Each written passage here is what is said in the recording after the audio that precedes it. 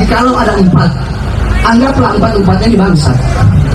Tapi ada yang paling bangsat nih, seumpama si Dedi. Kenapa? Dia musyrik dan menambah kemusyrikannya. Mending kalau musyrik kalau dirinya sendiri, berarti jangan dipilih.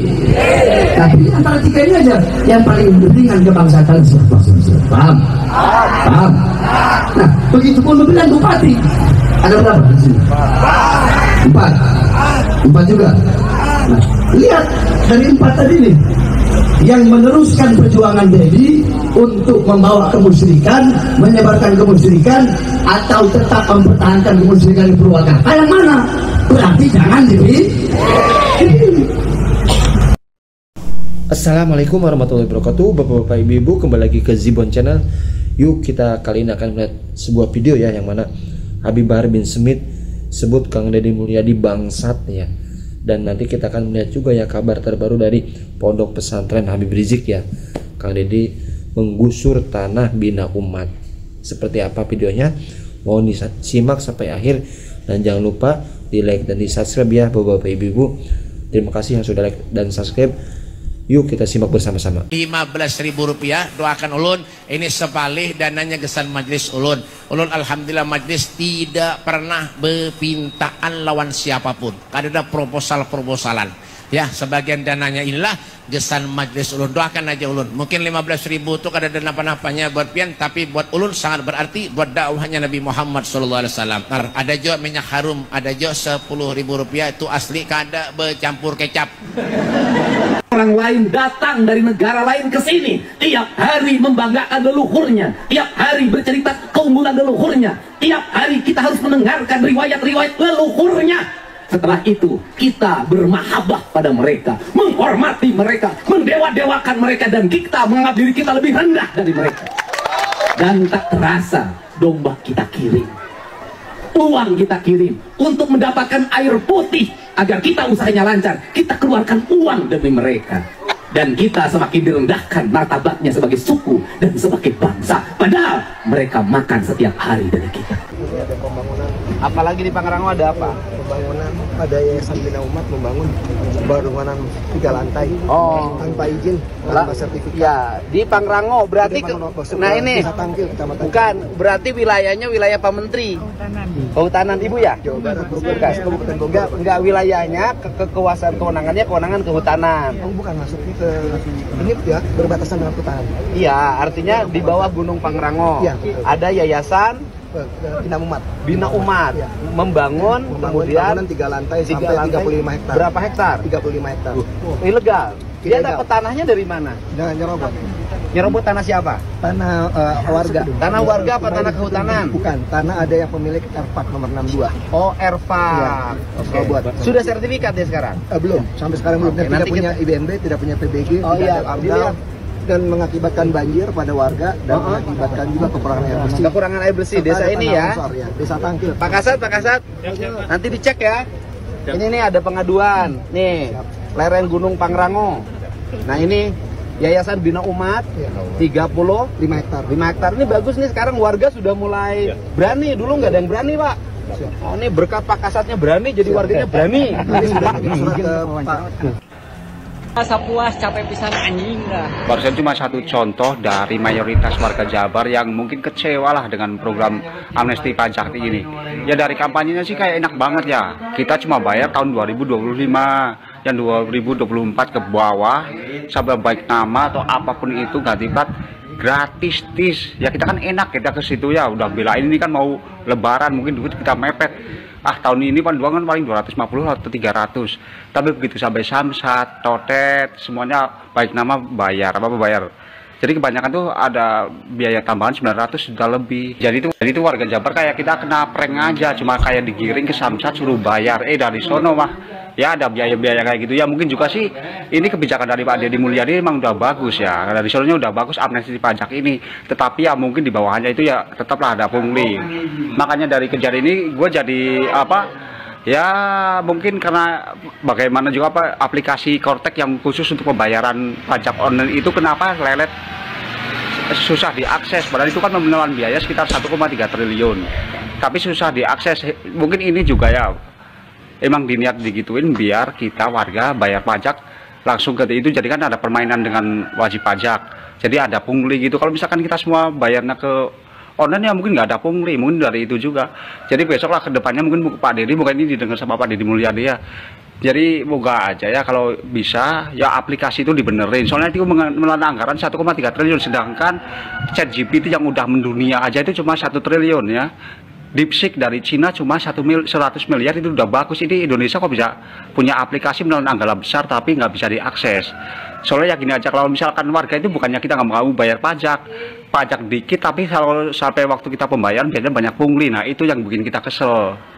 Jadi tolong ya, sekarang kan warga udah mau lebaran, ini juga ya lagi susah nyari uang, semoga ini jangan dipersulit lagi, jangan ada lagi pungli. Terima kasih. Di Jawa Barat ini kita ada 4 calon, maafkan saya bacakan. Dedi Mulyadi, Erwan Setiawan, kemudian Ahmad Saihu dan Ilham Habibi. Yang ketiga ada Acep Adang Ruhiyat dan Gita KDI. Kemudian ada JJ Wiradinata dan Ronald, itu dari PDIP. Kayaknya memang pemecahnya terlalu banyak nih di Jawa Barat. Tapi kalau kita baca berita, Bu Alfian, memang Dedi Mulyadi ini elektabilitasnya turun. Yang dari dulu dia 80% ya, bisa turun ke 65% yang sekarang nggak tahu lah ya. Nah, kalau kita baca berita, Bu Alfian, ini dari Ar-Rahma, FIS atau Forum Islami Jawa Barat, Bupati Purwakarta Dedi, seorang penghayat Sunda Wiwitan. Jadi, ini beritanya saya bacakan. Kasus penghinaan atau penodaan agama Islam oleh Dedi Mulyadi terus bergulir. Teraktual, Forum Islami atau FIS Jawa Barat mengungkapkan bahwa Dedi Mulyadi adalah seorang penghayat Sunda Wiwitan. Ustadz Suryana Nur Fatwa, Presidium FIS mengatakan, FIS yang terdiri dari 11 ormas Islam sudah punya fakta bahwa benar Dedi penghayat Sunda Wiwitan, pimpinan Jati Kusumo. Nah, ini yang krusial untuk warga Jawa Barat, Bu Alfian. Sunda Wiwitan adalah agama, bukan budaya. Sekarang lagi agresif bergerak melalui Dedi yang sedang berkuasa sebagai bupati waktu itu. Bahkan Dedi melangkah untuk merebut posisi gubernur Jawa Barat saat ini supaya lebih leluasa menancapkan ajaran Sunda Wiwitan yang sesat itu. Sunda Wiwitan bersembunyi di balik budaya Sunda. Padahal Sunda Wiwitan adalah reinkarnasi paguyuban cara ajaran Karuhun Urang atau Pakcu yang resmi dibekukan dan dinyatakan sesat oleh Bakor Pakem Jabar SK nomor 42 1982. Ungkap Ustadz Suryana. Nah, Bung Alfian, kalau berdasarkan berita ini, berarti dari 4 calon Jawa Barat, 1 bukan Islam dong, Alfian. Iya. Kalau dia Sunda Wiwitan, ini gimana respon Bung Alfian? Ya, saya pikir kalau udah dijelaskan oleh teman-teman dari FIS itu begitu detail dan dia punya catatan rekam digital termasuk keputusan yang pernah dikeluarkan oleh Pakem yang berhubungan dengan masalah itu, maka menurut hemat saya wilayah ini, Bung Kameramen, butuh sosialisasi. Nah, dan sosialisasinya jangan bersifat tendensi, jangan bersifat katakanlah yang seolah-olah hanya dimunculkan ketika dalam posisi kontestasi seperti ini. Mungkin banyak yang belum tahu. Dan saya menghimbau kepada masyarakat, ketika kita punya aksi 212 pada tahun 2016, itu kan kita merespon omongan arogan dari seorang yang bernama Ahok yang mengatakan jangan mau memilih pemimpin dari orang Yahudi dan orang-orang Nasrani. Artinya pelarangan pemimpin kepada Yahudi Nasrani itu bahasa lainnya, bahasa tegasnya, jangan memilih pemimpin yang tidak seagama dengan kamu. Berarti orang kafir. Dalam konteks akidah Islam, Sunda Wiwitan yang pernah terlarang dan dilarang berarti dia adalah non-Islam. Berarti secara terminologi akidah jelas itu adalah paham kekafiran. Maka memilih orang kafir itu hukumnya haram. Maka dengan demikian seluruh masyarakat Jawa Barat sudah paham. Jelas. Sekarang judi online marak. Ya, tahu-tahu Presiden ngomong kemarin. Saya pesan kepada ulama, ajarkan umat kalau judi itu haram. Lu nggak pernah ngaji sih. Ini Presiden kalau nggak pernah ngaji ngomongnya begini, lu ngaji, makanya ngaji. Bangsa Indonesia adalah bangsa yang penuh sopan santun. Saudara-saudara, kritik, koreksi dengan baik.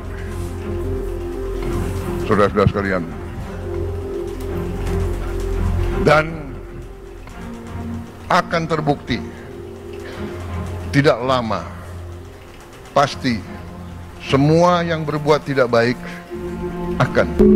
Gubernur yang sekarang, nah nggak tahu dah tuh urusannya. Hati-hati aja Jawa Barat jadi kabupaten atau provinsi berhala, hati-hati. Ayo semuanya nih, hati-hati nih Jawa Barat, Jawa Barat. Ya konsisten.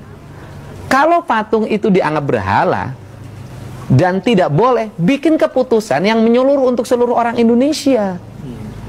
Dalam keputusan Kepres, dalam Perpres, dalam undang-undang. Di Purwakarta bagaimana saya dan kawan-kawan, para kiai, para ulama di Purwakarta, saudara, melawan habis-habisan agar Purwakarta tidak dijadikan sebagai kota berhala, saudara.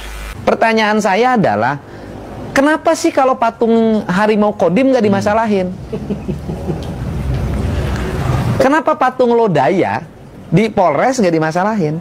Kenapa patung polisi nggak dimasalahin? Kenapa patung tentara nggak dimasalahin? Sepertinya memang. Nah di Jakarta patungnya lebih gede, patung Sudirman. Nah persoalannya kenapa sih patung yang gede di Jakarta yang dimasalahin, yang di Purwakarta yang kecil-kecil?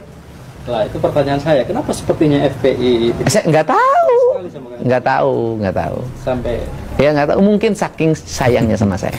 Saya mengucapkan terima kasih atas doa, dukungan, dan berbagai langkah yang dilakukan dalam mewujudkan Jawa Barat istimewa. Terima kasih ya pada seluruh wajib pajak kendaraan bermotor yang selama ini setia dan tidak pernah nunggak. Pasti ada pertanyaan, kok yang ngutang dikasih hadiah, dikasih THR, saya yang rajin enggak? Insya Allah yang rajin juga saya nanti lagi memikirkan sebuah pertimbangan yang akan diberikan. Tenang saja, nanti ada waktunya kok saya memberikan apresiasi baik yang rajin maupun yang nunggak. Yang terpenting hari ini terus datang ke kantor Samsat, lakukan pembayaran terhadap pajak tahun 2025 yang lalu biarkan berlalu, tidak usah diingat-ingat. Selanjutnya saya menyampaikan pada relasi, sahabat, teman yang biasa kalau hari raya Idul Fitri suka ngirim parcel, mohon dengan sangat parcel tahun ini ditukar ya. Tukernya bagaimana? Jadi kalau mau ngirim parcel ke Kang Didi, Gubernur Jawa Barat, begini caranya. Data di lingkungan Bapak dan Ibu, semuanya sahabatku, siapa rakyat yang tidak mampu.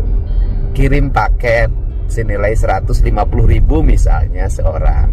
Ya minimal 10 orang dong dikirim. Setelah itu nanti kirim surat ucapan lebaran pada saya dan mencantumkan nama-nama orang yang dikiriminnya, atau dikasih fotonya jadi foto-foto kenangan indah bagi saya. Ini Mak Ici yang diberi, ini Mak Ama, ini Bisar Nilem, ini Mang Jumad, ini Ki Jumadi, ini